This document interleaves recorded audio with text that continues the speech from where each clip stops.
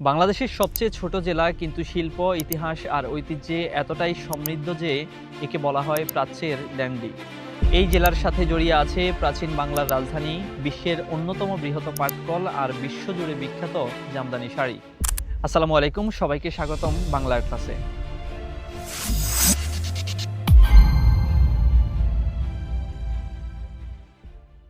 আগের ভিডিওতে আমরা জেনেছিলাম ঢাকা বিভাগের কথা।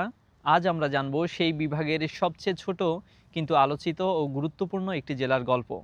হ্যাঁ, আজকের এপিসোড নারায়ণগঞ্জ জেলা নিয়ে। তো চলুন শুরু করা যাক। নারায়ণগঞ্জ জেলা ঢাকা বিভাগের একটি গুরুত্বপূর্ণ প্রশাসনিক অঞ্চল।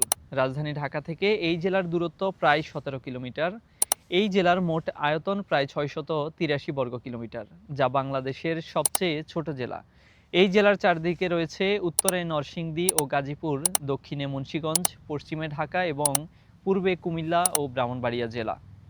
নারায়ণগঞ্জ জেলাটি 5টি উপজেলা নিয়ে গঠিত: নারায়ণগঞ্জ সদর, বন্দর, সোনারগাঁও, আড়াইহাজার ও রূপগঞ্জ।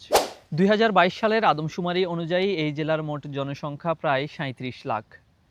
1766 সালে বিকন লাল পাণ্ডে শীতলক্ষ্যা নদীর তীরের বাজারকে প্রভু নারায়ণের সেবার জন্য দেবোত্তর সম্পত্তি হিসেবে ঘোষণা করেন। সেখান থেকেই নাম হয় নারায়ণগঞ্জ। সোনারগাঁও ছিল বাংলার অন্যতম প্রধান রাজধানী। 1984 সালে এটি পূর্ণ জেলার মর্যাদা পায়।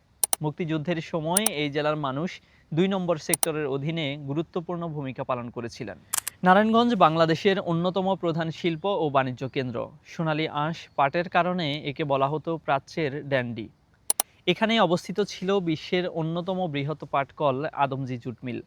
বর্তমানে সেখানে গড়ে উঠেছে আদমজী রপ্তানি প্রক্রিয়াকরণ এলাকা ইপিজেড, যা দেশের অন্যতম বড় শিল্পাঞ্চল।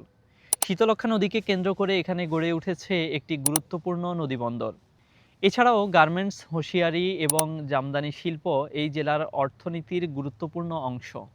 এবার চলুন জেনে নেওয়া যাক নারায়ণগঞ্জ জেলার কিছু উল্লেখযোগ্য দর্শনীয় স্থান সম্পর্কে। সোনারগাঁও ও পানামনগর, বাংলার প্রাচীন রাজধানীর ধ্বংসাবশেষ ও বণিকদের সমৃদ্ধ শহর। লোক ও কারুশিল্প জাদুঘর, ঐতিহ্যবাহী লোকশিল্পের অসাধারণ সংগ্রহশালা। গোয়ালদি মসজিদ, সোনারগাঁওয়ে অবস্থিত, 1519 সালে নির্মিত সুলতানি আমলের এক অনন্য স্থাপত্য নিদর্শন।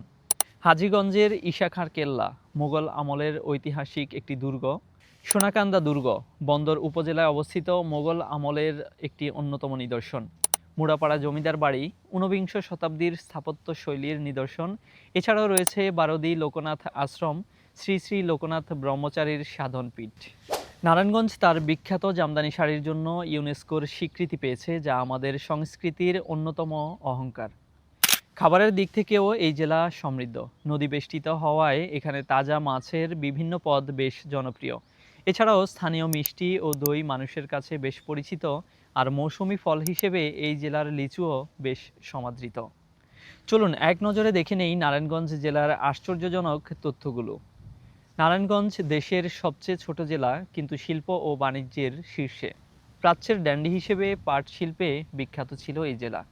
সোনারগাঁও একসময় বাংলার প্রধান রাজধানী ছিল। ইউনেস্কো স্বীকৃত জামদানি শাড়ির মূল কেন্দ্র এই নারায়ণগঞ্জ জেলা। তো এই ছিল ইতিহাস ও শিল্পে সমৃদ্ধ নারায়ণগঞ্জ জেলার পরিচয়। পরবর্তী ভিডিওতে আমরা জানব ঢাকা বিভাগের আরেকটি ঐতিহাসিক জেলা গাজীপুর জেলা সম্পর্কে। গাজীপুর নিয়ে আপনার বিশেষ কোনো তথ্য জানা থাকলে কমেন্টে আমাদের জানিয়ে দিন। ভিডিওটি ভালো লাগলে লাইক দিন, শেয়ার করুন এবং বাংলা ক্লাস সাবস্ক্রাইব করুন। আর যারা ফেসবুক থেকে দেখছেন এখনই ফলো দিয়ে রাখুন, যাতে করে পরবর্তী ভিডিও মিস না হয়ে যায়। দেখা হচ্ছে পরবর্তী ভিডিওতে। সে পর্যন্ত সবাই ভালো থাকবেন, সুস্থ থাকবেন। আল্লাহ হাফেজ, আসসালামু আলাইকুম।